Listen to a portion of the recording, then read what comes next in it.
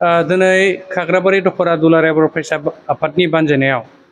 जि बेसेन नाङाजासे जि फोरोंथाय बादा होनाय थामहिनबा नै गोलोम बोथोरनि बन्द समाव कचिं क्लास होनायाव बिदिनो बिथांमोना बिथा खालामनानै साफ्रोमबो फरायसुला फरायसुलि बिथांमोनखौ लानानै दिनै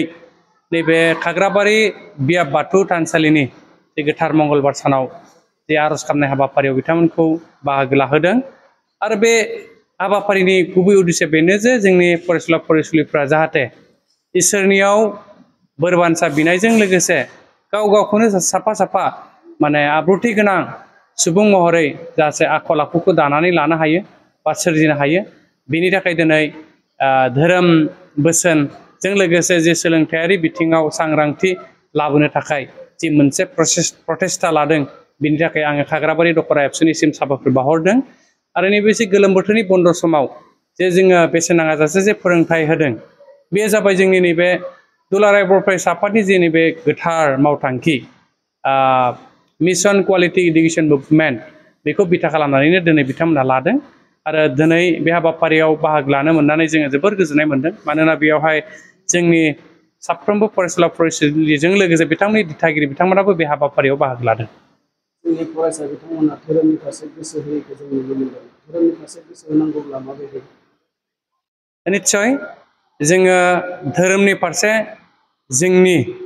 जि लाइमोनफोर बिथांमोनखौबो जोङो धोरोमनि फारसे जों गोसो दुंखांहोनो हानांगोन जि धोरोमाव थाया मानो जोङो धोरोमनि बोसोन बा धोरोमनि गियानखौ बिथांमोननो जों जेब्लासिम सोना होनो हाया बिथांमोनखौ जोङो मोनसे सोद्रोम आवथासिम लाबोनाया हयथ' गोब्राब जागोन दा बेखायनो गुन गोनां सोलोंथाइ होननायजों लोगोसे जोंनि आखल आखु जोंनि गथ' गथाय बा लाइमोनफोरनि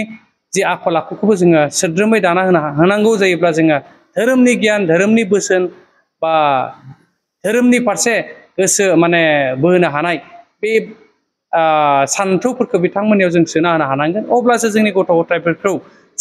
जेरैबायदि एन्टि ससियेल एक्टिभिटिसआव लिप्त जानायखौ जोङो दिनै नुबाय थादों बिथांमोनखौ जों हमथानांगौ जायोब्ला जों नैबे धोरोमनि गियान सोनायनि गेजेरजोंबो बोसोन बिबुंथिनि गेजेरजोंबो जों बिथांमोनखौ जोङो राइट ट्रेकआव लाबोनो हानांगोन आरो जोङो फरायसालिफ्राव जोङो मटिभेशनेल प्रग्राम बा एवारनेस प्रग्रामफोरनि गेजेरजोंबो बिथांमोनखौ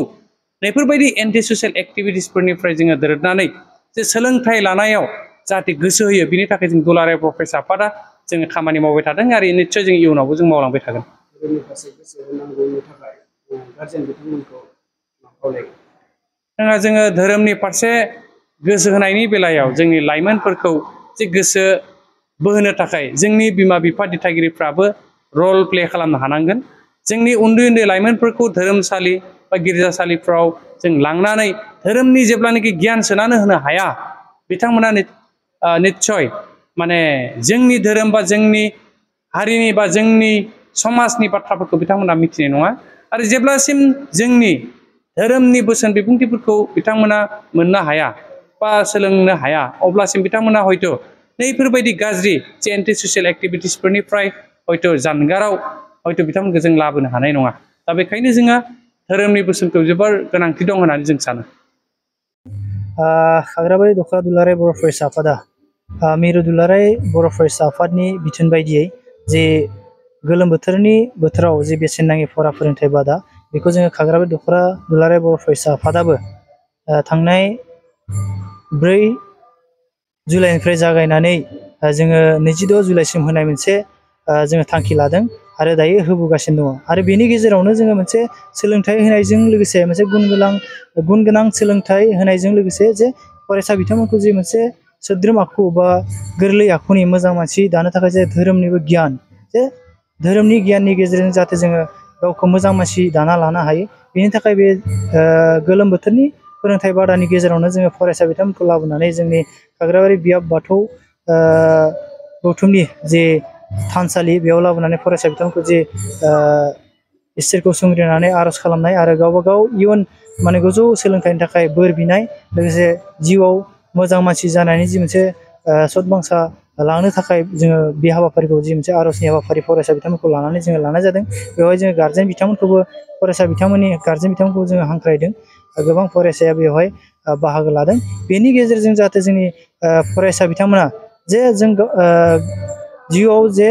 सासे मोजां मानसि जानो नांगौब्ला जों सोलोंथाइजों लोगोसे मोजां आखल आखु बे मोजां आखल आखुखौ दानो नांगौब्ला जोङो धोरोमनि गेजेरजोंसो जोङो मोनगोन। गोबां समाव जोङो नुनो मोनदों जोंनि गथ' गथायफ्रा जाय माने क्लास 9, 10 हायार सेकेन्डारि फरायगासिनो दङ माने गोबां माने फरायसाखौ जोङो गाज्रि लामाथिं थांनायखौ जोङो नुनो मोनो। जाहाथे बै समाव हयथ'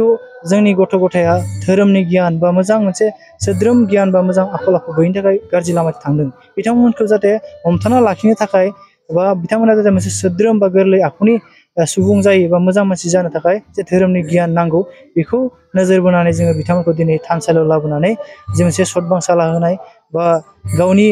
माने इयुन जिउखौ बा मोजां मोनसे भबिष्यतखौ हास्थायनानै जि आर'ज खालामनाय बेखौ जोङो लाहोनाय जादों।